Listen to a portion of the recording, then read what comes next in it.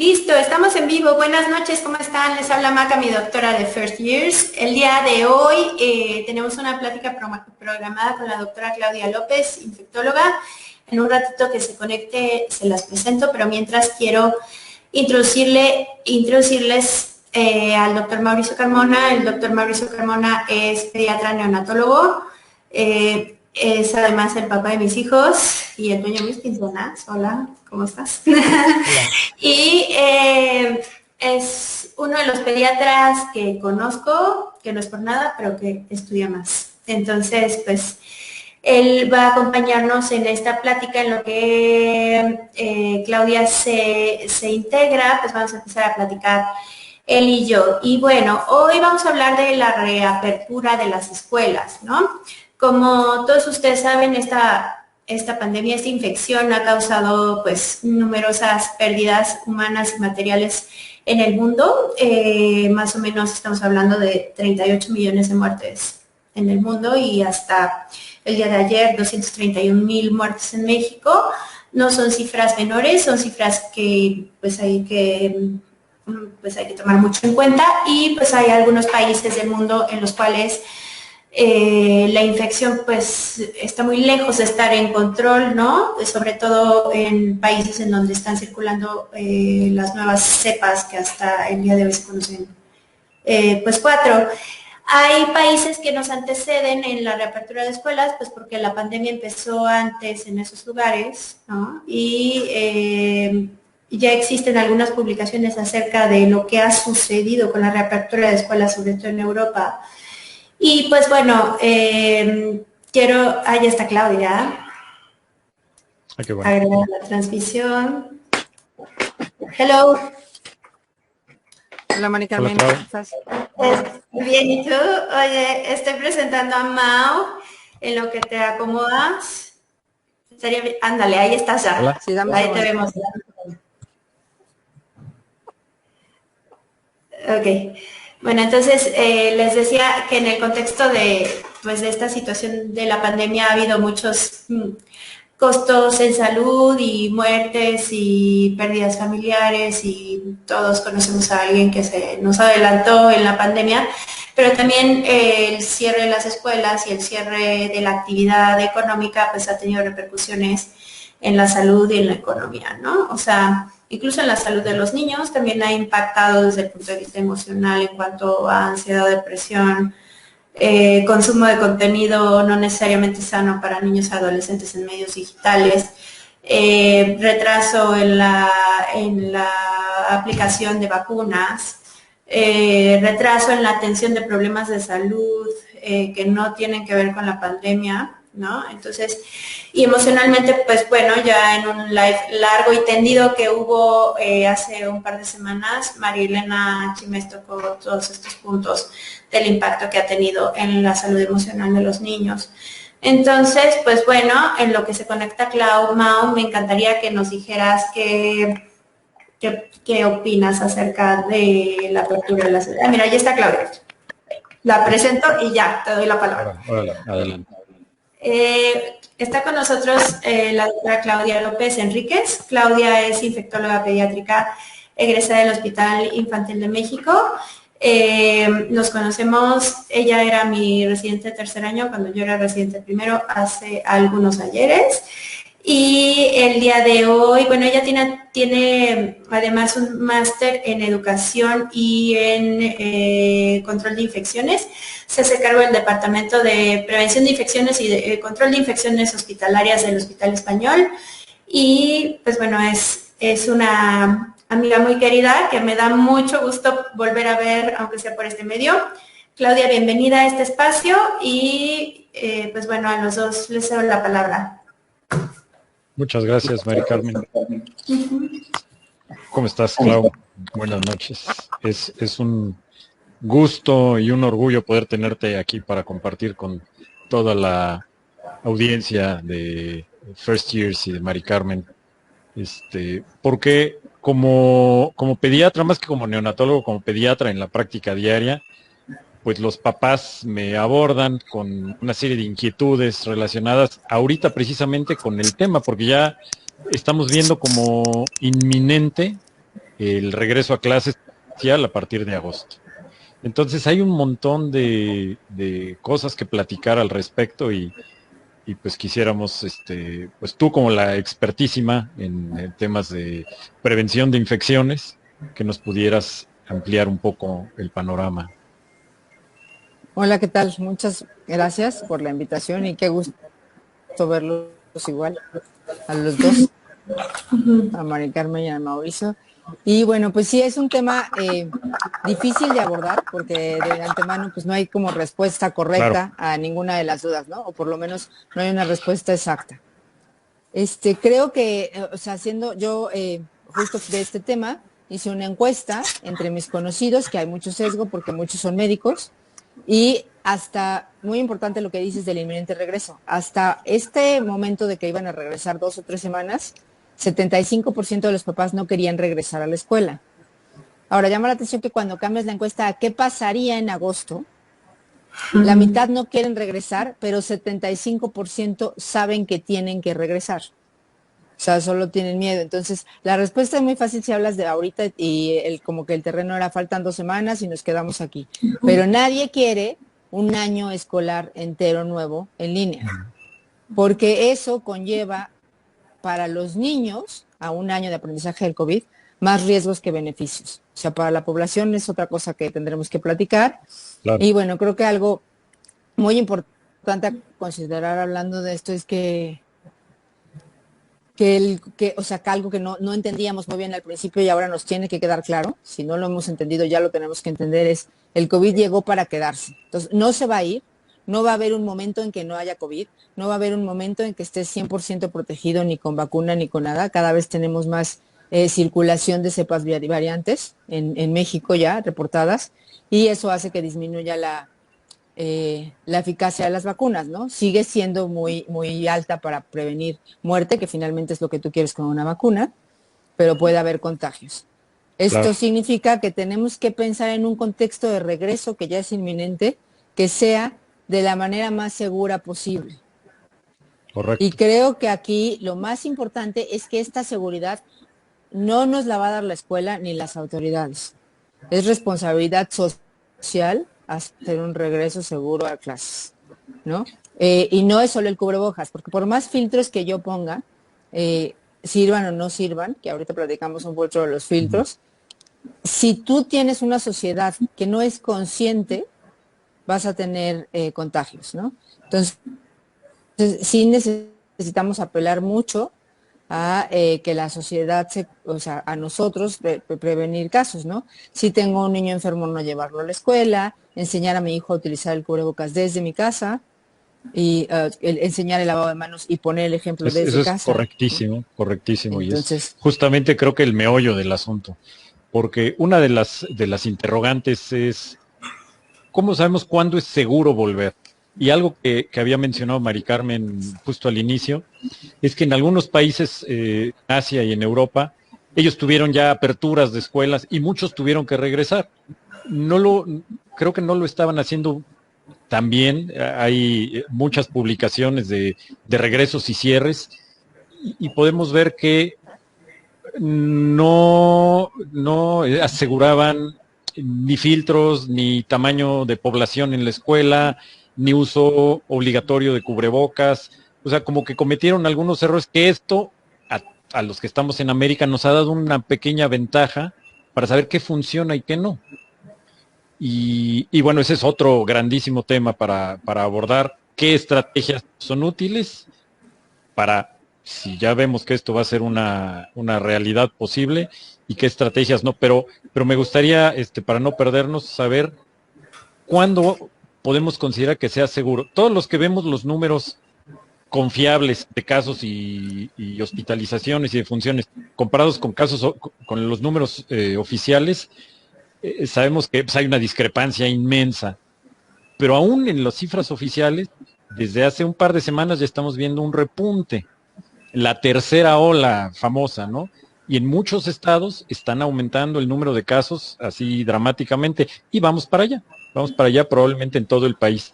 Entonces, ¿cómo sabemos que para agosto tenemos la condición, no del semáforo verde electoral, sino una condición medio basada en la realidad de sí poder decir es un momento de transmisión a la baja y puedan regresar los niños. Justamente ahí está la clave. O sea, el momento seguro para regresar es cuando disminuya la transmisión, independientemente del semáforo. Yo creo que aquí algo que está, pues no sé si está hecho con trampa, pero tiene problemas para interpretar, es el semáforo se mueve únicamente en función de la hospitalización. Pero el que tú tengas disminución de hospitalización no significa que hay disminución de casos en la comunidad, ¿no? Entonces tú puedes seguir, que eso creo que fue lo que pasó hace 2 semanas. Sí había menos pacientes hospitalizados, pero seguía habiendo contagios y la gente seguía bajando. Entonces la gente cree que el semáforo bajo significa verde es que no hay contagios y no, lo único que significa es que hay lugar en un hospital si te contagias. Pero la tasa de contagios no... un segundito.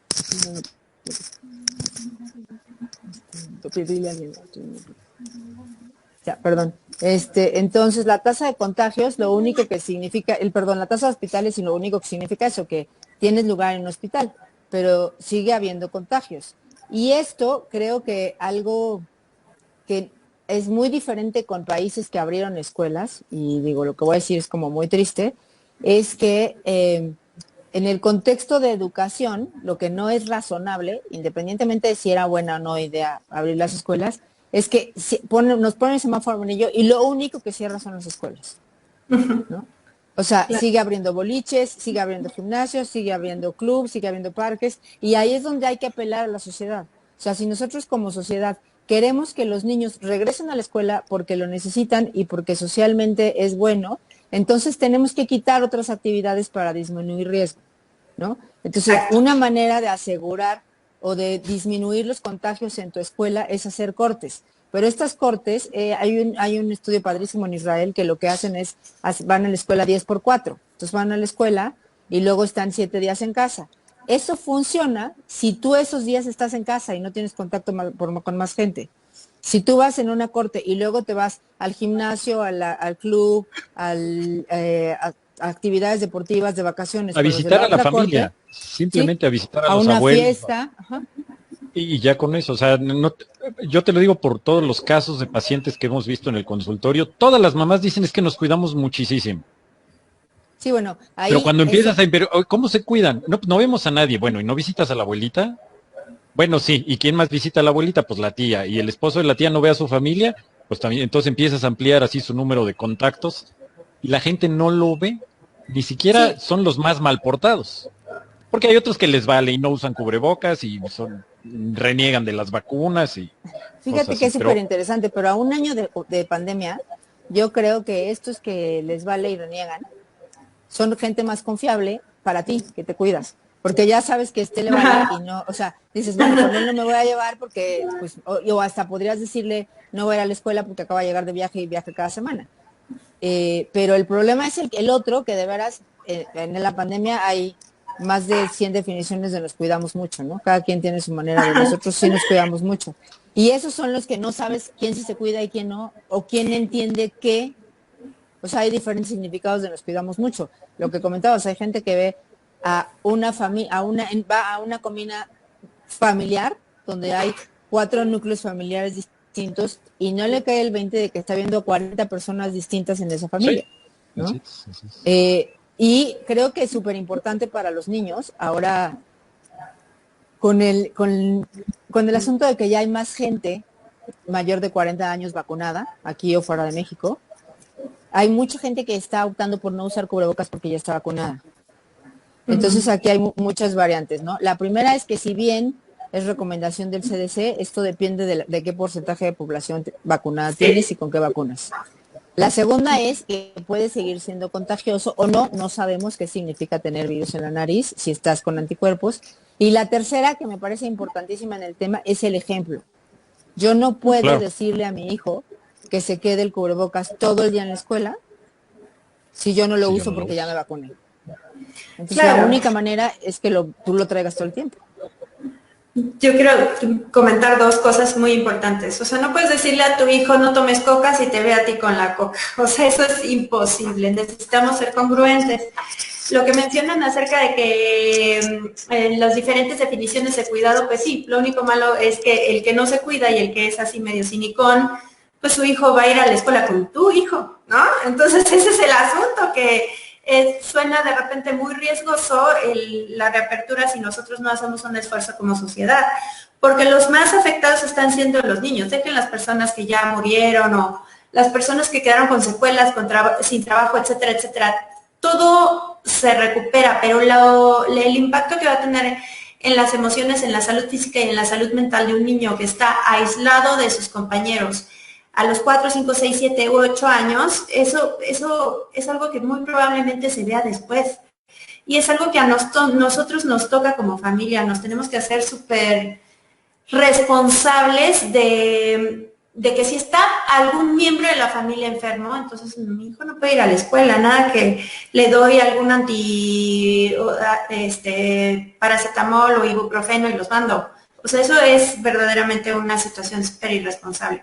Un dato bien interesante que les quiero comentar es que, por ejemplo, Suecia no cerró sus escuelas, ¿no? Y el impacto en cuanto a hospitalización y muerte de niños fue exactamente el mismo. No se murieron más niños que los países que son países vecinos, ¿no? Como por ejemplo Finlandia.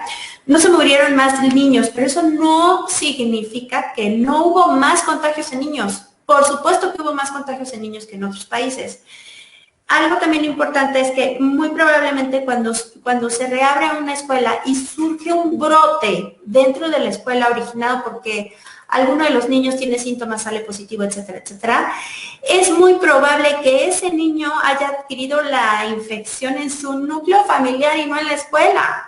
¿Por qué? Pues porque ya estamos haciendo que si el bautizo, que si la primera comunión, que si la carne asada, porque ya llevamos un año sin vernos. Entonces, sí, yo sé que la salud de todos ya está como que súper comprometida, sobre todo la necesidad de salir, hasta nosotros mismos lo decimos, o sea, ya necesitamos, ¿no?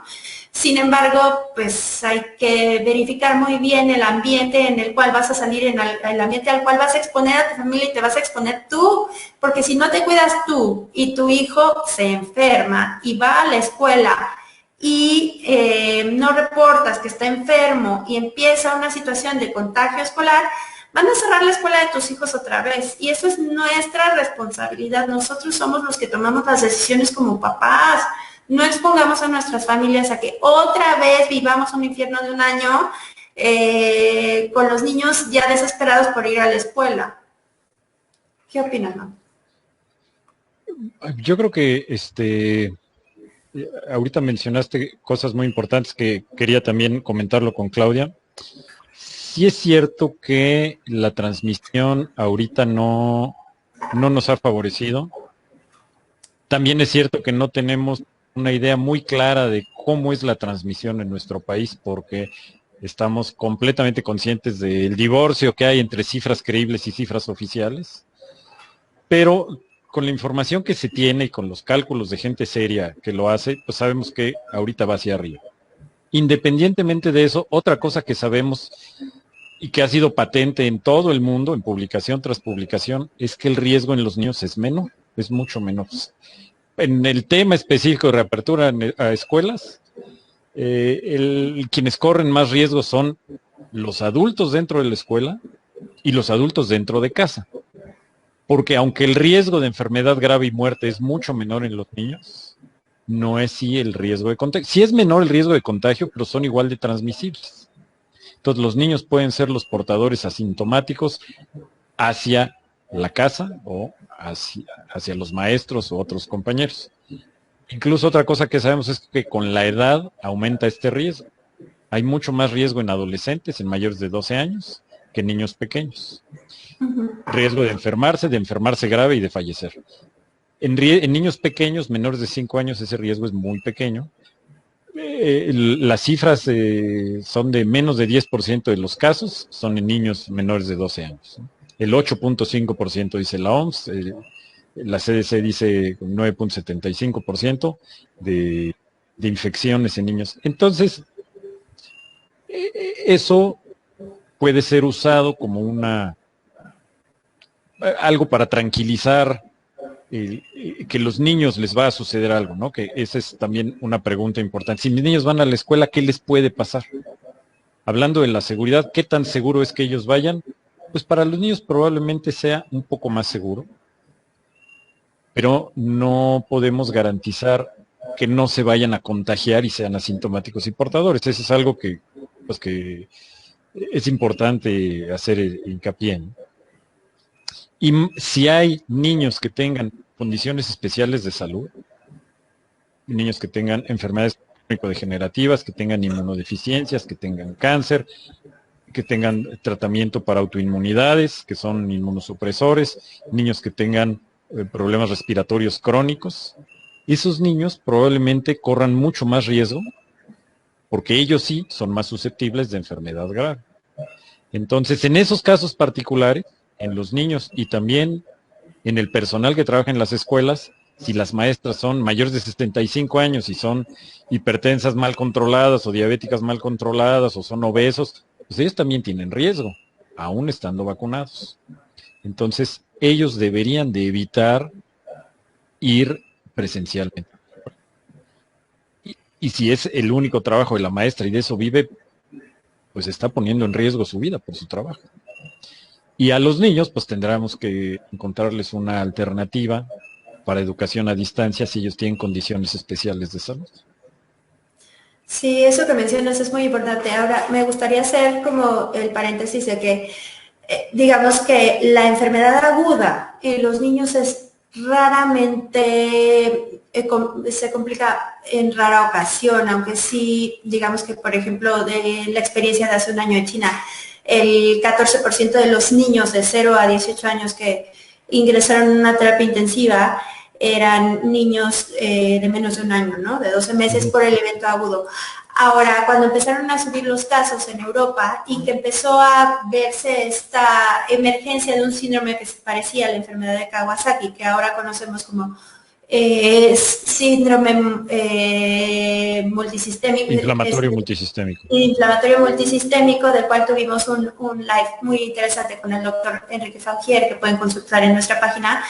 Sí vimos que, digamos, entre el 5 y el 8% de los niños que tuvieron COVID podrían tener esta complicación, que se presenta entre 4 a 6 semanas después de la infección aguda por COVID, ¿no? Y que es como una respuesta tardía al COVID, y es justamente mucho más frecuente entre los niños menores de 2 y los niños mayores de 8 años, ¿no? Entonces, pues sí, esa es una situación que podría como que hacernos sentar y platicarlo entre familia y decidir si vale la pena tomar ese riesgo o no, en contrapeso con lo que está pasando con la salud emocional y la misma salud física de los niños y de los adolescentes. Ahora, ya hay algunas publicaciones a un año de distancia acerca de qué sí es seguro y qué no es seguro para prevenir los contagios, ¿no? Y específicamente hay publicaciones en escuelas de los artículos que te has bebido, Mauricio Carmona. ¿Qué nos puedes comentar al respecto? ¿Qué sí sirve y qué no sirve? O sea, justo era otra de las grandísimas cuestionamientos. Hemos visto en este último año y medio que hemos hecho cosas, primero por desconocimiento, por información parcial, y pues nosotros fuimos muy apegados a prácticas que sabemos que ahora tienen muy poco impacto, ¿no? El cambiarse los zapatos, cambiarse la ropa, desinfectar absolutamente todo lo que entra a la casa, casi bañarse en desinfectante. Desafortunadamente, esas medidas de usar los tapetes, toma de temperatura, rociar desinfectante a las personas que entran, están en los protocolos de la SEP y de Protección Civil, pues prácticamente a nivel nacional. Y sabemos que son prácticas, pues viejas, bueno, basadas en conocimiento viejo, ¿no? Basadas en conocimiento de hace un año, que era lo que sabíamos y lo que temíamos, porque pues habían reportes de que el virus podía sobrevivir en superficies metálicas, cartón, papel, algodón, tela, etcétera. durante mucho tiempo, ¿no? Un tiempo inusualmente largo. Entonces nos daba miedo porque no sabíamos la forma de transmisión. Hoy conocemos que la forma de transmisión primordial es a través de aerosol. Y eso es por la respiración, por hablar, por estar en un espacio cerrado mal ventilado. Pero las escuelas tienen que cumplir con los protocolos oficiales. Tienen que poner tapetes desinfectantes y tienen que poner, tienen que tener su protocolo de limpieza y desinfección de pasillos, paredes, techos, de material. Y están gastando recursos y están gastando tiempo en cosas que tienen muy poco impacto. Y pocas escuelas tienen la ventilación apropiada, tienen suficiente infraestructura para el lavado de manos constante, simultáneo de una gran parte de la población escolar en varias ocasiones. Pocas escuelas incluso tienen la disposición o el conocimiento de saber cuándo un área está bien ventilada, cómo vigilar eso y cómo favorecer que se ventile o que se filtre el aire de una buena manera. ¿Tú qué nos puedes contar, Clau, acerca de las medidas que sirven y que no sirven como para prevenir y controlar las infecciones? Ay, perdón, tuve un problema de red. No te preocupes. No pasa nada. Pues básicamente es lo que comentabas, ¿no? Hay 3 primordiales, que son ventilación adecuada, higiene de manos o lavado de manos. Lavado de manos con agua y jabón es lo ideal. De hecho, la mejor manera de matar al virus es con jabón.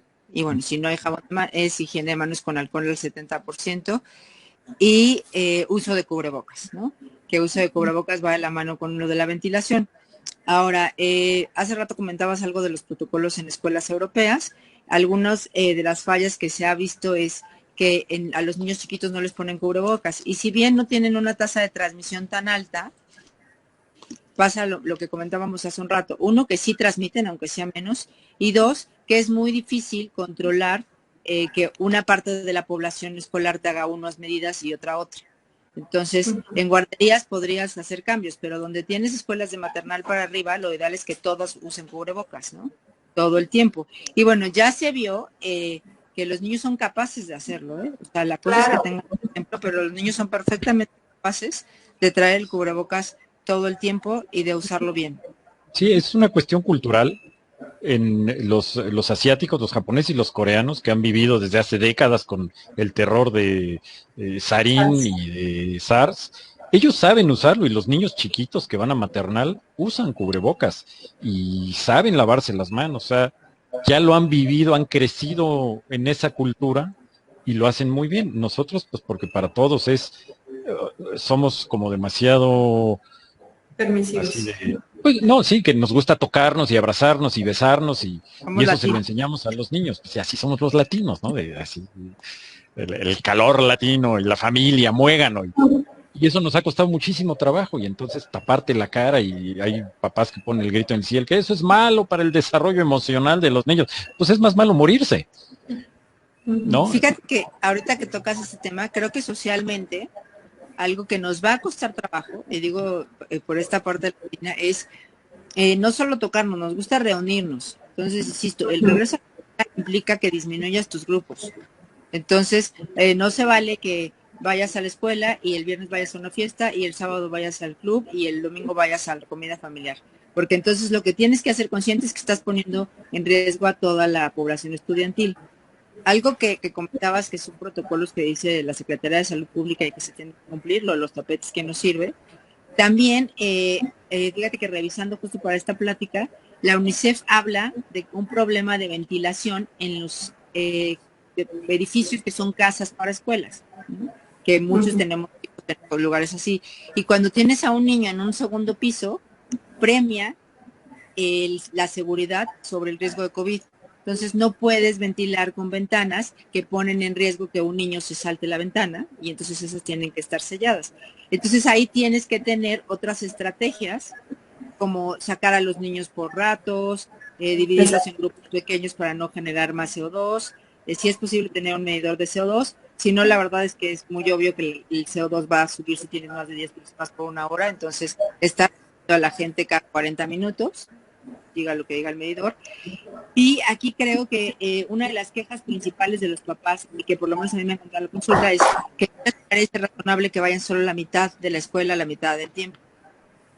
También, esa es una regla que tenemos que cumplir y que va encaminada a disminuir riesgos, ¿no? Sí, sí. Entonces, pues al final, sí, todos vamos a tener que hacer un esfuerzo.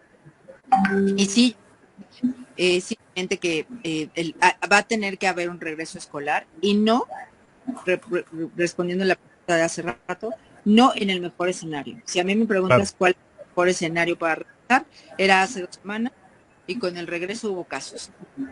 En 6 meses, con circulación de variantes y después del verano, no sé cómo van a estar las cosas y yo que va a ser no va a ser un adecuado escenario para regreso, pero en algún momento vamos a tener que regresar así y también tenemos que estar muy mentalizados a que el regreso a la escuela no va a ser permanente, va a ser idas y vueltas.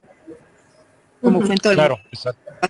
Exacto. Van a ver, pero la idea de tratar de asegurar que sea un poco más seguro, justamente es eso, ¿no? Limitar los contactos dentro y fuera de la escuela, hacer grupos pequeños. Si los grupos son grandes, esa es otra cosa que aquí en México sucede por logística de la mayoría de las escuelas, los grupos son muy grandes. Solamente pocas escuelas particulares tienen grupos reducidos.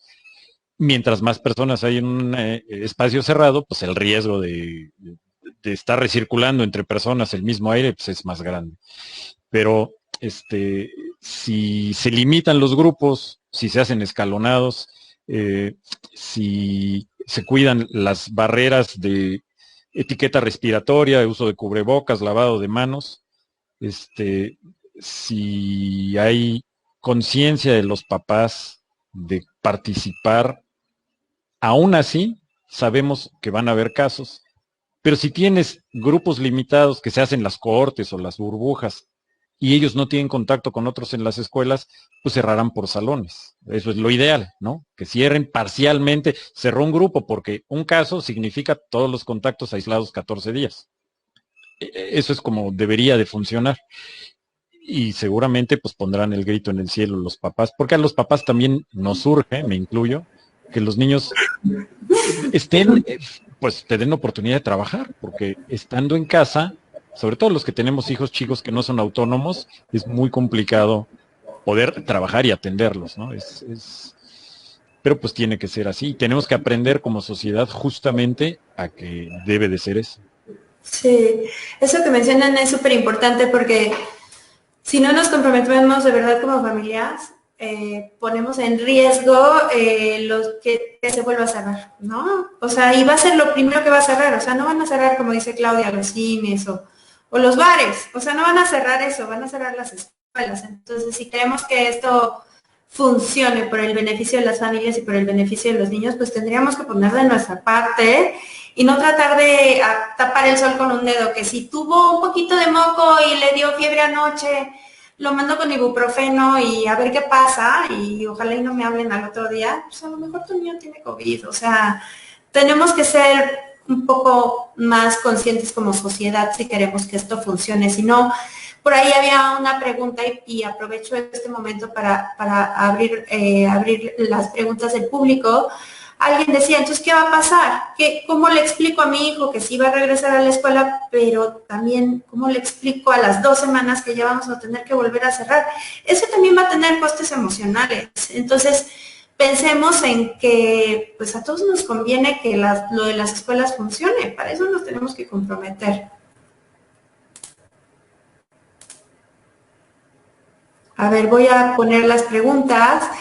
Ha participado muchísimo Rosa Larrondo, que hasta donde entiendo es enfermera y se dedica a la ciencia y vive en el norte del país, por lo que he leído sus preguntas. Y ella dice que la SEP, que los protocolos de la SEP no son los ideales para evitar la transmisión. Totalmente de acuerdo, hay cosas que no deberían de exigir, como los tapetes, es una tontería. Dice que alguien les diga y se actualicen. Sí, pues sí les decimos, pero de aquí a que nos hagan caso está un poco complejo. Y nos dicen, a las escuelas no les han pedido filtros EPA ni medidores de CO2. ¿Qué opinan ambos?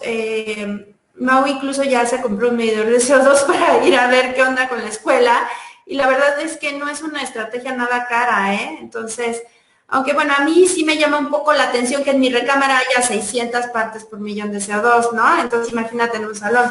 Pero pues bueno. Bueno, yo creo que esta es una de las estrategias como más eficientes.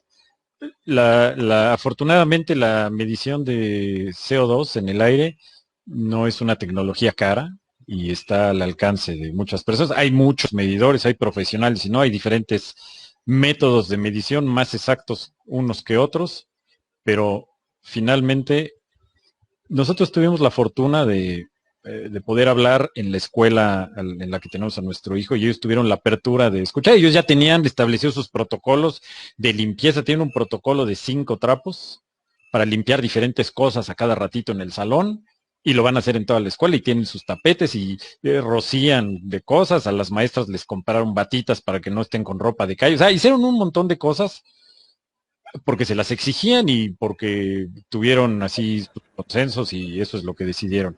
Pero tienen la apertura, porque fuimos a hablar, varios padres de familia estábamos preocupados y platicamos de este tema de la ventilación, nos dieron oportunidad de supervisar y decidieron comprar monitores y vamos a estar vigilando cómo está el CO2 y si es necesario poner hacer filtros de aire de alta eficiencia para los salones que no tienen tan buena ventilación. Y esas son estrategias de muy alto impacto y tampoco son de alto costo. Pero no todas las escuelas pueden, no todas las escuelas tienen presupuesto autónomo. O sea, los que tenemos la grandísima fortuna de poder pagar una escuela particular, pues podemos tener una voz en cómo se hacen las cosas. Pero en la inmensa mayoría de las escuelas de este país no va a suceder eso. Van a bañar a los niños con cloro, como están haciendo en las escuelas que han vuelto, y piensan que esas son la medida que va a funcionar. Pero, digo, yo ahorita tengo unas preguntas para Claudia, pero no sé si quieres tú comentar algo al respecto de esto. No, bueno, quiero dar paso a Aime que dice, claro, porque es una escuela de primer mundo y porque también se basan en la experiencia europea. ¡Ey, cálmese! Bueno, y pregunta Santino Tran, que si por un caso sospechoso o positivo se van a suspender las clases en el salón o en toda la escuela. Así de grave. Si se confirma un caso, no solo el niño, sino todos los contactos, la maestra, la auxiliar o como le llamen en la escuela, todos los contactos de ese niño, si solo fue un caso, todo el salón, digamos, tendría que suspender clases. Y si empieza a haber más de un caso en otros grados o salones, la escuela tiene que cerrar. Sí. Dice Rosa Larrondo, doctor Mauricio, pero las escuelas están gastando más en los protocolos que en los medidores de CO2. Cierto. ¿A partir de qué edad, de acuerdo a la OMS, es obligatorio el uso de cubrebocas en la escuela con maternal?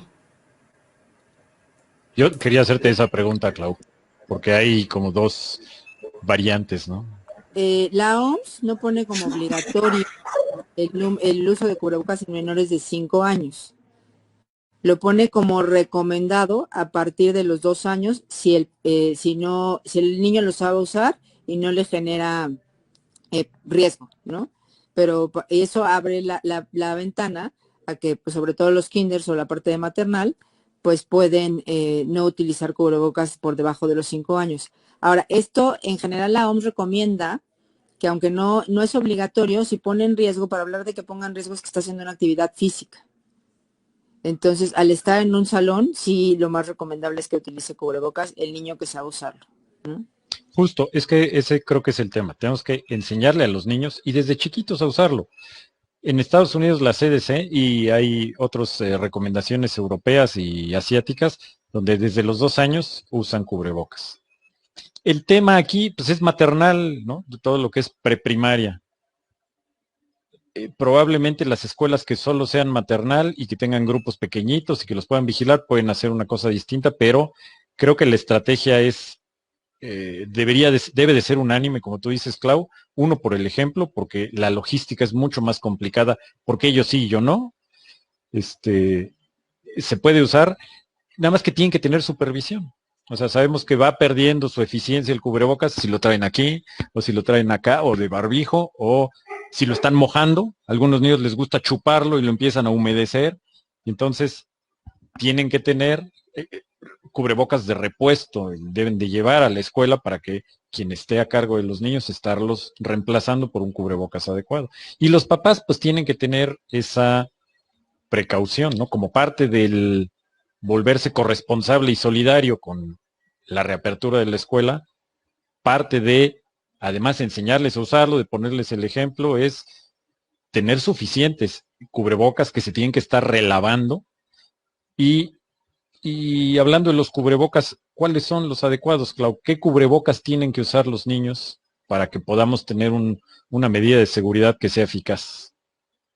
Fíjate que te comento algo. Yo leí un protocolo de una escuela en Italia que habla un poco de lo que acabamos de decir, ¿no? Que en Italia vieron que los niños menores de 5 años no eran de mucho riesgo, pero que no les quitaban el cubrebocas por dos razones. Una, por no poner a la mitad de la escuela con unas cosas y a la mitad otra. Y la segunda, porque en el resto de los lugares les pedían cubrebocas. Entonces, es muy difícil explicarle a un niño de 4 años por qué en la escuela no usa cubrebocas y en el avión sí. O por qué en la escuela no usa cubrebocas y cuando entra al centro comercial sí.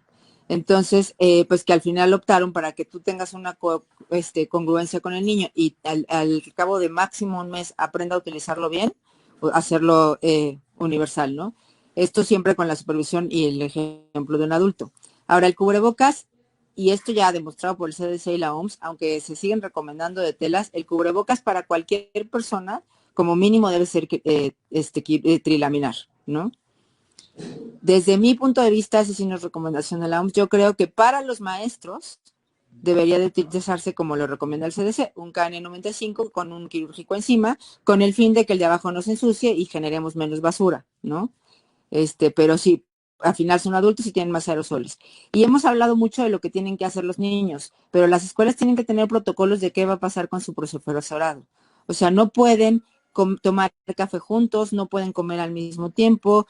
O sea, los maestros no deberían, así como un médico en el hospital, quitarse el cubrebocas en un espacio cerrado en la escuela. O sea, solo deberían quitárselo para comer y tendrán que comer solos. O sea, tendremos que olvidar esa costumbre de la sala de maestros tomando café, ¿no? Y estas también deberían ser partes del protocolo para los profesores. Sí, creo que ahora que estamos hablando de los protocolos, es algo bien importante que como padres de familia tenemos que colaborar con la escuela para que los protocolos sean claros y que haya una buena comunicación y que estén por escrito, porque todos tenemos que estar enterados de cómo funciona, cómo va a funcionar y qué tenemos que hacer. Y los protocolos deben de incluir no solamente las medidas al ingreso y al egreso y lo que van a hacer los niños, incluye lo que tienen que hacer los papás en casa como parte de la enseñanza y el aprendizaje, y incluye también el saber qué hacer si alguno de los niños está enfermo. O sea, parte de los protocolos y la planeación debe de incluir a quién tengo que llamar, a quién le tengo que avisar, qué tengo que hacer, dónde se deben de hacer las pruebas, e incluso la CDC tiene una lista, así como un checklist de lo que deben de hacer los padres y del personal de la escuela como previo al ingreso a clases y durante el ingreso a clases y que tengo que estar vigilando de día tras día, ¿no? Saber cómo se debe de hacer la detección, el seguimiento de casos y contactos, cuánto tiempo se tienen que aislar, cómo van a implementar las medidas de distancia física y cómo van a asegurar que haya una adecuada ventilación, ¿no? En algunas escuelas optaron por poner las mamparas de acrílico entre los escritorios y eso son pues medidas que entorpecen la circulación del aire y en lugar de ayudar, pues pueden perjudicar, ¿no? Este, ¿Qué podemos hacer, Clau, con las escuelas cuando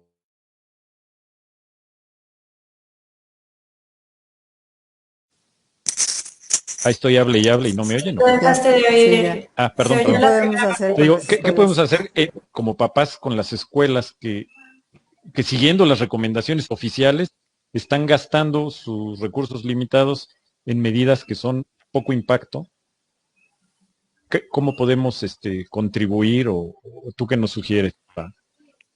O sea, yo creo que aquí lo que yo sugeriría, incluso lo sugerí en mi escuela, pero sé que no es factible en todas las escuelas, es que se habla de que tiene que haber un comité COVID o un comité que tenga acuerdos con la escuela. Yo creo que este comité tendría que ser cambiante.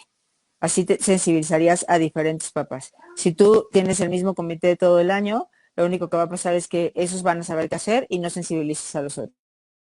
Entonces, a la medida que vayas rotando gente, se dan cuenta de cuáles son las necesidades reales de escolares y cómo irla, o sea, iba sugiriendo cosas para que mejoren, ¿no?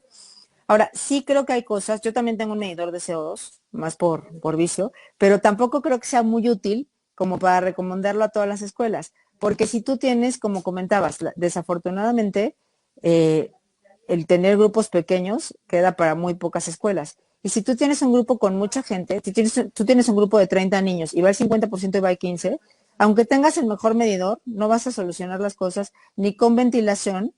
O sea, tendrías que ser clases muy cortas y grupos muy pequeños. Entonces, también, o sea, tenemos que más bien trabajar como sobre todo en esas escuelas que no tienen presupuesto, en hacer cosas que son reales. A lo mejor utilizar más los patios para actividades. A mí lo que me pasa cuando mido, no sé si ya lo hiciste, pero con el medidor de CO2, pues paseas por el hospital y de repente Y de repente hay entras a la niveles. salita de urgencias y está altísimo. Y luego se quita el cubrebocas la gente y sube así, ¿no? Entonces, o sea, como que hacernos consciente de esas cosas. Pero pues eso lo sabemos con o sin medidor. Si tú tienes mucha gente en un espacio cerrado que no está ventilado, y la segunda, que preguntaban de los filtros EPA. Los filtros EPA son útiles, pero no sustituyen la ventilación. O sea, al final, por ejemplo, en los aviones hay estudios de lo que pasa con el CO2 con todo el filtro EPA, y después de 2 horas de gente con cubrebocas de manera permanente, los niveles de CO2 están por arriba de 2000. Entonces, pues al final sí no lo sustituye. Claro, claro. Y los filtros pues tienen que tener un mantenimiento regular, porque si no van perdiendo eficiencia. Y esa es una de las estrategias que tiene un poco más de costo. Hay varias publicaciones de filtros de alta eficiencia, de menor costo, que son así como hechos en casa, pero finalmente todos van a ser barreras, ¿no? Capas y capas de protección. Mientras más capas tengamos, vamos a tratar a hacer que el riesgo disminuya, ¿no? Si no van los niños enfermos, si implementamos un buen lavado de manos y etiqueta respiratoria, si usan cubrebocas adecuadamente, si mantenemos distancia entre los niños, solo se quitan el cubrebocas para comer, están en grupos pequeños y no conviven con otros en la escuela, fuera de la escuela no hay convivencia, todos esos van siendo barreras que pueden disminuir un poco el riesgo de aumentar la transmisión en nuestro grupo cercano. Y yo sí creo que lo que te decía hace ratito, yo creo que el conocimiento es poder. Entonces, si tú involucras a los papás que están o no de acuerdo con las medidas y les das información y los involucras a compartirla, pues algo se les quedará y vas a tener gente que tiene, pues que está más involucrado en tu escuela porque ya aprendió, ¿no? A no el típico que pues le das un manual y ni lo lee, ni sabe qué toca, ni sabe por qué se lo pone y por qué no, entonces. Sí. Oigan, entonces, mensajes importantísimos. Creo que el compromiso social y familiar es bien importante y perdón que sea tan reiterativa, pero de verdad si no nos comprometemos nosotros vamos a echar a perder la oportunidad que tendremos todos y sobre todo los niños de regresar a las escuelas. Ya lo dijo Claudia, semáforo verde no significa que no hay transmisión, semáforo verde significa que disminuyó la hospitalización. Y eso es muy probable que esté a punto de cambiar después de las vacaciones y con el incremento de casos de variantes nuevas, ¿no? También. Entonces es importantísimo que nos lo tomemos en serio y que no tengamos pequeñas reuniones con gente que tiene otras pequeñas reuniones y no tan pequeñas reuniones, porque verdaderamente esto va a incrementar los casos. Está demostrado que cuando hay brotes en las escuelas, con la experiencia de los países europeos, generalmente los niños se infectaron en sus núcleos familiares, no necesariamente en las escuelas, ¿no? Entonces, de nada sirve que compren las escuelas los filtros, que compren las escuelas de CO2, medidores de CO2, incluso que hagan cambios estructurales, porque hay escuelas que han invertido dinero para que sus salones estén más ventilados. De nada sirve eso si nosotros como papás y como sociedad no nos comprometemos para que esto funcione. Es esencial que nos comprometamos. Mensaje importantísimo para todos los que no son médicos y algunos que sí, pero que todavía no les queda claro, es que la vacuna no previene la infección, ¿eh? La vacuna previene casos graves y hospitalización, previene muerte, pero no previene la infección. Mucha gente todos los días aquí en el consultorio me dice, es que fulano ya está vacunado y también ya está vacunado. Y, o sea, ¿cómo me estás diciendo que mi hijo puede tener COVID? Pues sí. Si tu hijo tiene fiebre, por supuesto que puede tener COVID. Si tiene datos de infección, por supuesto que tiene que tener COVID. Estamos viviendo en medio de una pandemia. Y el que los contactos de ese niño estén vacunados no lo eximen de poderse infectar. Adelante. Oye, Clau, ahora, así como premio a los que han aguantado casi una hora, te quiero hacer una pregunta que es así medio difícil. El tema de las vacunas en los maestros. O sea, el que haya escogido el gobierno usar CanSino para vacunar a los maestros, esa es una pregunta que a mí me tiene con un poco de duda e inquietud. De CanSino no tenemos información de fase 3. Hay poca o nada de información acerca de la vacuna con las nuevas variantes. Y un ejemplo que es dramático es Chile, que ellos eligieron CanSino y Sinovac y vacunaron así asombrosamente, y ahora están otra vez en un cierre completo, ¿no? Y probablemente tenga un poco que ver con el tipo de vacunas que escogieron ellos. Decidió no contestar esa pregunta. Esa es una pregunta ruda, muy ruda. Muy buena. Muy buena estrategia de Claudia. Sí, no se quiso comprometer respondiendo a eso, pero bueno,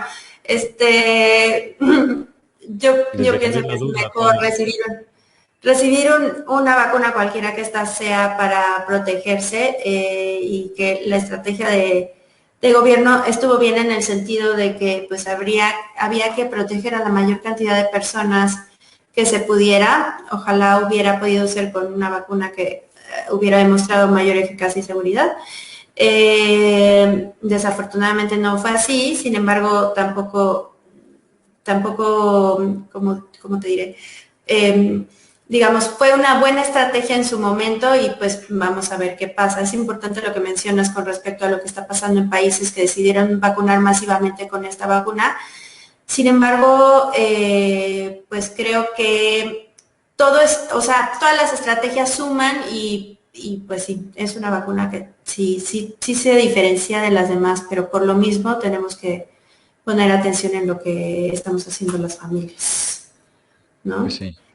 Dijo, tenía ganas de que me contestara. Ella, dice, con respecto a que pregunta Rosa Larrondo se los dijo al principio lo de CanSino. Sí. A ver, deja ver qué puso al principio.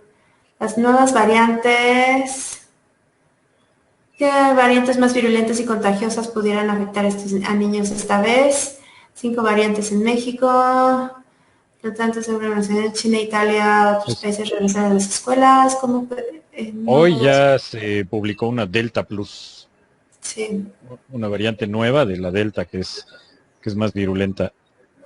¿Qué podemos opinar? Pues que esto va a seguir sucediendo. O sea, ahorita la Delta es la más virulenta, que todavía hay una buena cobertura con las vacunas, hay una buena protección con las vacunas de RNA. Las que se estudian con las variantes, porque las otras, las Sputnik, CanSino y Sinovac, no tenemos información. No tenemos información. Eso de que va a perder efectividad no lo sabemos. O sea, no hay ninguna ningún dato oficial y seguramente todas las vacunas. Algo que yo platico con los papás es, no crean que esta es, ya, me vacuné y se acabó. Estamos viviendo ahorita la primera generación de vacunas contra COVID. En el siguiente año, les apuesto que van a haber vacunas nuevas y mejoradas que nos vamos a tener que poner, porque van a estar cambiando mientras más personas se siguen exponiendo. O sea, no es una casualidad que en los países de altísima transmisión, como Sudáfrica y como pasó en el Reino Unido y como pasó en India, pues tienen sus propias variantes porque le das más oportunidad al virus de rearreglarse. Y entonces seguramente surgen variantes que son menos virulentas, menos eficaces y menos transmisibles, y pues de esas ni nos enteramos. Y de repente sale alguna. Si le das cientos de millones de oportunidades al virus de recombinarse, pues vamos a tener evolución natural de los virus y van a haber nuevas variantes que van a ser más agresivos con otros grupos de personas. Va a haber alguna que sea más agresivo con no sé, o con los niños, o con personas que tengan algún padecimiento cardiovascular, o con personas que tengan inmunodeficiencia, o con personas completamente sanas. Eso eventualmente pues lo vamos a ir viviendo y tendremos que ir con cada paso, pues habrá una respuesta. No, seguramente en el futuro va a haber cura, o sea, algún tratamiento eficaz para detener la infección, pero también va a haber prevención con vacunas más eficaces, con una segunda generación de vacunas y probablemente una tercera generación de vacunas, o a lo mejor sucede, que es altamente probable, que tengamos una revacunación anual o bianual para estar vigente en nuestra protección contra coronavirus. Bueno, y esto es algo que no ha sido distinto en la historia de la infectología y de la microbiología incluso, ¿no? Cuando se han instituido nuevas vacunas para agentes infecciosos de cualquier índole, recordarás lo que pasó cuando se cambió, cuando se empezó a vacunar contra neumococo, ¿no? Y que teníamos la heptavalente neumococo y empezaron a surgir contra las cepas como más frecuentes que causaban infección invasiva en niños, y empezaron a surgir cepas que antes no llevaban a los niños a terapia intensiva o que no hacía que los niños se complicaran, ¿no? Entonces se generó otra vacuna que tuvo más protección contra más serotipos. Esto va a pasar también con COVID, nada más que la velocidad con la cual surgen nuevas variantes en un virus, que además tiene esta tasa de transmisibilidad tan alta, pues es vertiginosa, ¿no? O sea, no es lo mismo que una bacteria. Ahora, hay otras preguntas, Mao. Nos dice alguien de First Years que cuál debería de ser el manejo correcto del cubrebocas y cada cuánto lo podemos cambiar. ¿Qué nos puedes decir? Hay el manejo correcto del cubrebocas es, te tienes que lavar las manos con agua y jabón o desinfectar con alcohol al 70%.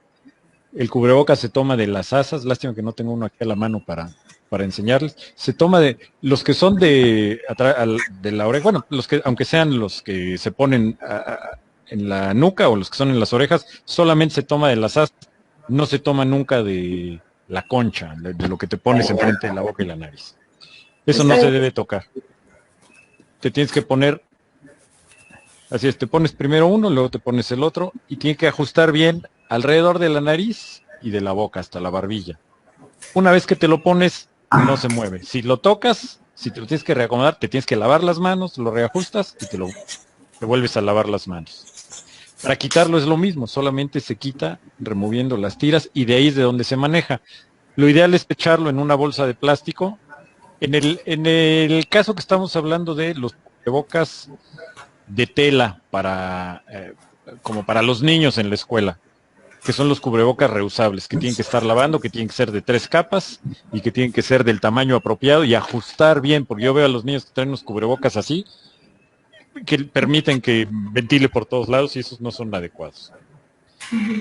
Claudia tiene razón en que se les debería de exigir cubrebocas como ese que tienes tú, que son KN95, N95 o otros, pero el costo, el que sean desechables y para usarlos durante todo el tiempo que estén los niños en la escuela, pues lo hace inviable.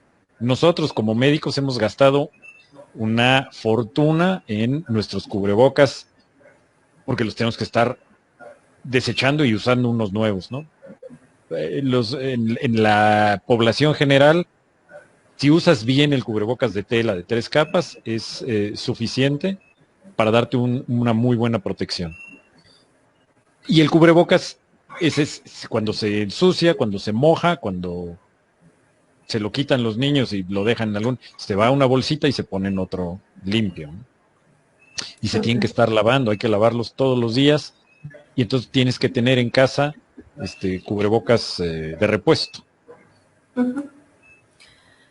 Muy bien, pues sí, o sea, lo que sabemos el día de hoy acerca de este virus y de la pandemia, pues es muy distinto a lo que sabíamos hace un año, y toda la información va cambiando y todo va evolucionando, y la ciencia cambia en beneficio de la gente, y para el objetivo principal pues es evitar muertes y evitar hospitalización. Creo que Claudia ya nos pudo conectar, pero dice Ana, tu cuñada, regresando al tema de las variantes, ¿qué vacuna es la mejor? Creo que alguien se va a ir a vacunar pronto. Bien dijo Mari Carmen, de no tener vacuna a tener una vacuna, cualquier vacuna ayuda. La que sea, la que tengas a la mano. Si tienes oportunidad de escoger, los que han tenido oportunidad de ir a Estados Unidos ahorita, en los últimos 2 meses, pues vas y tienes así como para escoger del menú. Ponerte Pfizer, Moderna, AstraZeneca o Johnson, que son las que ponen en Estados Unidos, pues esas vacunas tienen mucha evidencia científica seria que las respalda. Y entonces, si tienes posibilidad de escoger, pues escoge una de esas. Las que tienen ahorita mayor cantidad de estudios contra las variantes solo son Pfizer y Moderna. Porque ellos han hecho más estudios. Pero eso no significa que las otras no están, no sirvan o no ayuden, pero no tenemos evidencia. Esa era parte de la pregunta que le andaba haciendo a Clau con la CanSino. El problema es que no tenemos la información. No significa que no funcione. Hasta donde tenemos la información, la vacuna parece ser eficaz, pero falta mucha más información.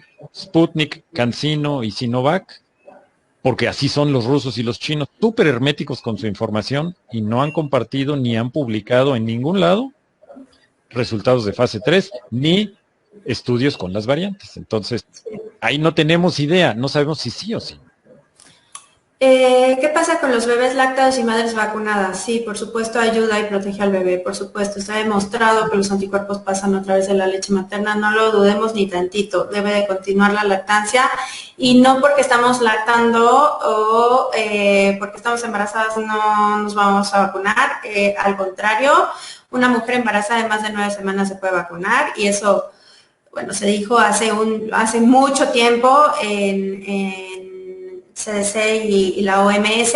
México lo adoptó hace como un mes y está bien. O sea, no tengan miedo las mujeres embarazadas que tienen más de 9 semanas, hay que vacunarse, y las mamás que están lactando también. O sea, fue un error garrafal al principio de la vacunación, el postergar la vacunación en las madres lactantes. Es una decisión completamente, no sé basada en qué, pero no en ciencia. Bueno, entonces creo que ya no conseguimos que Claudia se conectara. Podemos hacer como un breve resumen de lo que sería adecuado tomar en cuenta con la reapertura a las escuelas. Parece que esto es algo inminente y es algo que, bueno, en algunas instituciones les van a dar oportunidad a los bebés, a las familias de decidir si presencial o decidir si se quedan en casa y toman las clases virtuales o no.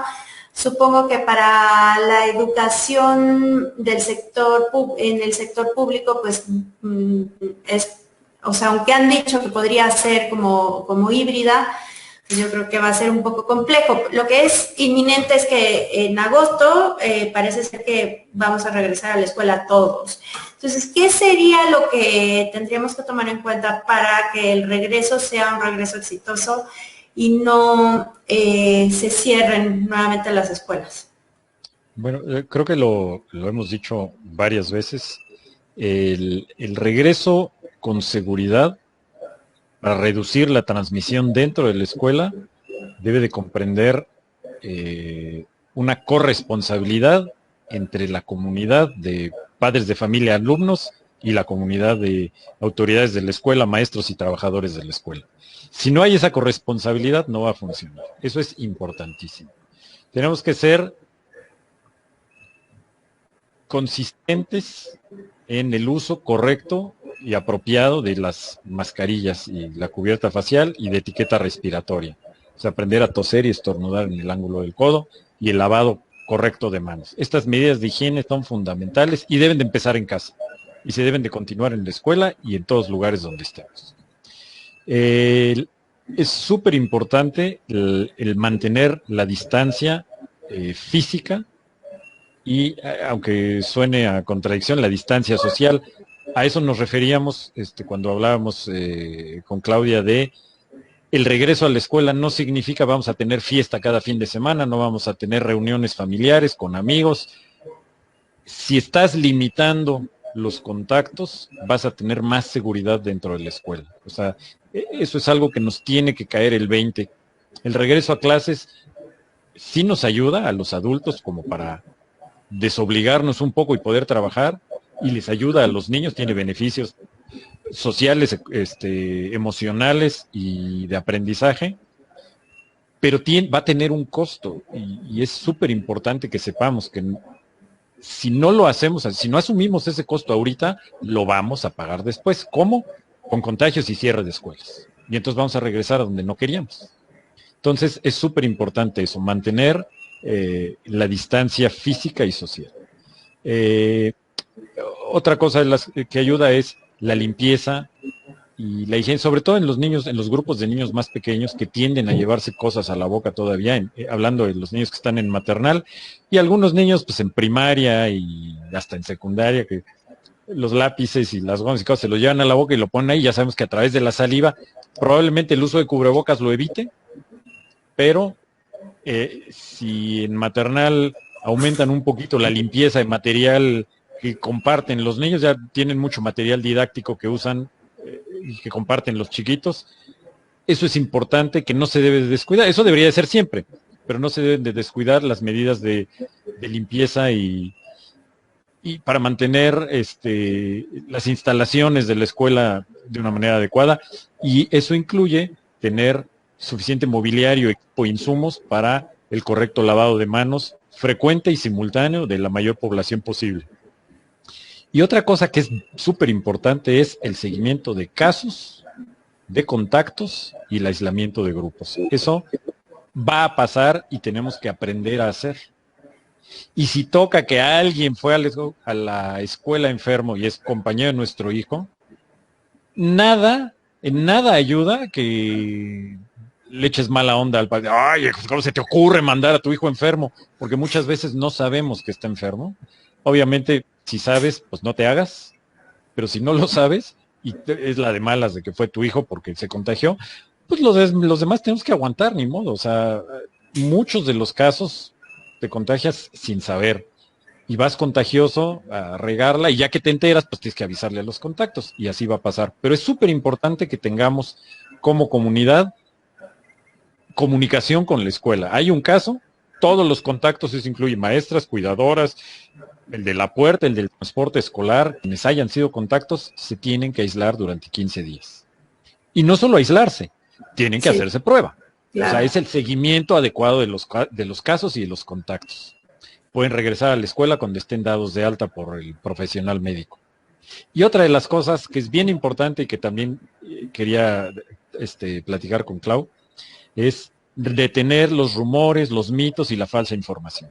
O sea, todo lo de fake news y las noticias amarillistas y alarmantes, es importantísimo que las detengamos. Tengamos una comunicación clara y transparente con las autoridades de la escuela. A mí me parece la idea de Claudia fabulosa, lo del comité COVID, y que sea rotatorio, que todos los padres de un representante de papás de cada grupo y lo estén haciendo cada mes o cada algo, para que muchas personas se involucren, para que no sea pesado para una sola persona y para que todos se enteren de las necesidades, las problemáticas y aportemos soluciones en conjunto para resolver. Si asumimos nuestro papel como comunidad corresponsable, vamos a tener mayor probabilidad de éxito. Pero creo, de verdad, lo creo y lo siento así en la médula ósea, que el eslabón más débil vamos a ser los papás. Los papás, claro. Eso, desafortunadamente. Porque una vez que los niños van a la escuela, vamos a sentir así la libertad para, o sea, el fin de semana, que fue el Día del Padre, cómo estaba la ciudad atascada y los centros comerciales y los restaurantes, porque la gente ya, muchas personas están vacunadas y sienten que ya, o sea, ya van a regresar a la escuela, ya tenemos la vacuna, ya se acabó. Y eso es lejanísimo de la verdad. Tenemos que aprender a vivir. Esto va a ser la nueva normalidad, no las tarugadas que se decían el año pasado. Vivir así, vivir aprendiendo a convivir con enfermos y con la enfermedad, así es como tenemos que vivir. Tenemos que volvernos más responsables de nosotros, enseñarles a los niños en casa con el ejemplo, a lavarnos las manos, a usar correctamente el cubrebocas, a desinfectarnos si estamos en la calle, a no tener reuniones, no tener contacto con otros grupos, porque seguimos metidos en una pandemia que no se ha acabado y seguimos viendo cómo aumenta el número de casos y hospitalizaciones en nuestro país. En otros lugares pasarán otras cosas, pero aquí lo estamos viendo y lo estamos viviendo. Sí. Y como bien apuntan, en los lugares donde sí están detectando variantes, pues están aquí en México. Lo que pasa es que no las detectan en cualquier lado.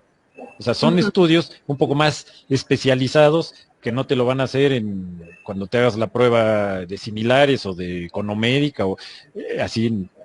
Cuesta dinero, cuesta dinero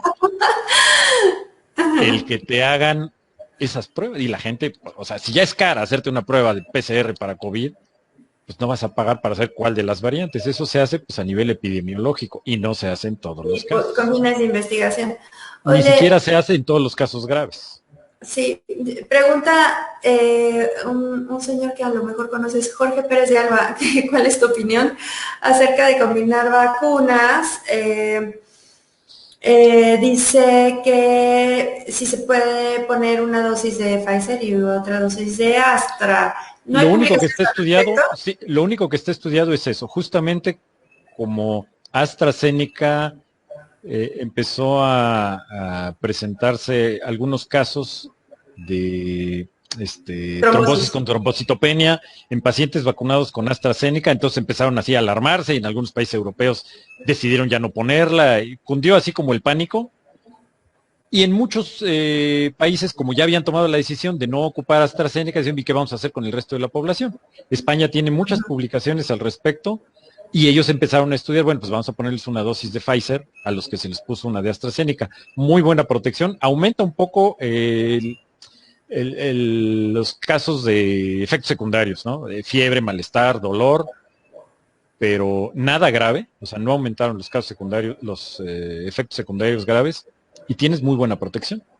Pero eso es lo único que está estudiado. Nunca en ningún lugar se ha estudiado si combinamos CanSino con Sputnik o si combinamos Pfizer con Sinovac. Eso no está estudiado y no se va a estudiar, a menos de que alguien decida estudiarlo aquí en México. Que pues, si hay algún investigador por ahí que tenga la intención, sería un estupendo trabajo de investigación en los maestros mexicanos que ya recibieron CanSino, ahora vacunarlos con Pfizer. Pero no tenemos datos de seguridad ni de eficacia. Y no tenemos vacunas como para revacunar a los vacunados. Sí. Bueno, aquí a título personal, yo le recomendaría a todos los que tengan la oportunidad, que se vacunaron como maestros, si ya pasaron más de 3 meses de su vacuna, que por edad se vacunen con la que les toca, si es diferente. Yo sí se los recomiendo, aunque no hay nada de evidencia sólida científica para respaldar esta recomendación. Sí, muy bien. Aime Negrete dice que así como aprendimos a usar condón para evitar el VIH, aprendamos a usar el cubrebocas para poder vivir con, pues bueno, considerando un habitante más de este planeta, el coronavirus, ¿no? Jorge Luis González Aragón pregunta sobre la sanitización de todo lo que compramos en el súper. Eso ya no... sabemos que no funciona. O sea, eso lo empezamos a hacer todos el año pasado porque todo lo que teníamos de evidencia científica era el virus sobrevive en superficies. No sabíamos si se transmitía o no. No hay un solo reporte confiable, creíble, de que se haya transmitido, que se haya enfermado alguna persona por contacto con algún objeto. El riesgo es minúsculo. De lavar y desinfectar cosas del súper, cosas que entran a la casa, son estrategias de muy poco impacto. Usen bien el cubrebocas, no tengan contacto con otras personas. Distancia social significa eso. Y entonces tu riesgo lo disminuyes. Sí. Sí, bueno, ahí me están mandando un mensaje en privado que en México por lineamiento está prohibido que se combinen vacunas. Sí, sabemos que el lineamiento dice que está prohibido y por eso dijo Mauricio que era una recomendación a título personal. Y no muchas veces los lineamientos son lo más actualizado del universo, como el caso que mencioné de las mujeres lactantes, ¿no? O sea, terrible decisión haber permitido tan tarde que las embarazadas y las lactantes se vacunaran. Pero bueno, pues creo que ya llegamos ya llevamos más de una hora hablando y esperamos que esta información que compartimos con ustedes sea pues lo más útil posible y que ojalá nos pongamos todos la camiseta para que nuestros niños puedan seguir disfrutando de ir a la escuela, porque creo que para ellos, para la mayoría de ellos es un disfrute. Dicen, Mauricio, ¿crees que aquí en México se apruebe la vacuna de 12 a 15 o es factible vacunarlo en USA? Pues depende. Yo creo que sí se va a autorizar, ¿eh? Incluso ahorita en Estados Unidos están estudiando con Pfizer para mayores de 3 años. Y eso lo van a, probablemente entre agosto y septiembre lo autoricen. Igual les digo a los pacientes, los que tengan oportunidad de irse a vacunar a Estados Unidos y tengan chance de escoger, pues si tienen esa oportunidad, tómenla. Pues sí. O sea, sí, aunque bueno, hay por ahí también una postura de la Organización de las Naciones Unidas y de la Organización Mundial de la Salud acerca de un poco sensibilizar a los países para que en lugar de migrar la vacunación a los más jóvenes, pues se respete como el convenio entre países para la priorización de las vacunas hacia los países que están teniendo pues ahorita situaciones tremendas, ¿no? Como es el caso de la India. Entonces ahí dependerá también de decisiones políticas que se hagan en nuestro país. Léelo, no lo dejes para ti solamente.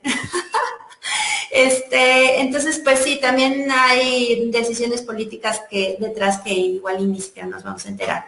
Yukiko Endo, ya última pregunta, lo prometo. A mi hijo de 29 años le dio síndrome de Guillain-Barré hace 4 años. ¿Es conveniente que se vacune o no? Sí es conveniente que se vacune. Sí, no, como efectos secundarios de las vacunas, todas las vacunas pueden tener efectos secundarios indeseables. La recomendación en general es sí, que se vacune y que pues tenga seguimiento estrecho por su médico, no si lo vio un neurólogo o un infectólogo o un inmunólogo, no sé quién lo haya manejado, pero que se vacune y que esté en estrecho comunicación con su médico. Ante cualquier duda, pues pueden volver a usar inmunoglobulina. Pues sí. Bueno, pues muchas gracias, Mau, por conectarte y aceptar esta invitación. Te hiciste rogar un poco, pero bueno, gracias por... Estuve yo aquí presente y a tiempo. Ajá, y bueno, gracias, Clau, donde quiera que estés, por haber estado con nosotros estos minutos. Y bueno, pues esta publicación tiene la mejor de las intenciones para informar a la gente. Bájenle a las intensidades con sus comentarios algunos y pues esperemos que sirva para que sea un regreso a clases muy exitoso. Linda noche a todos.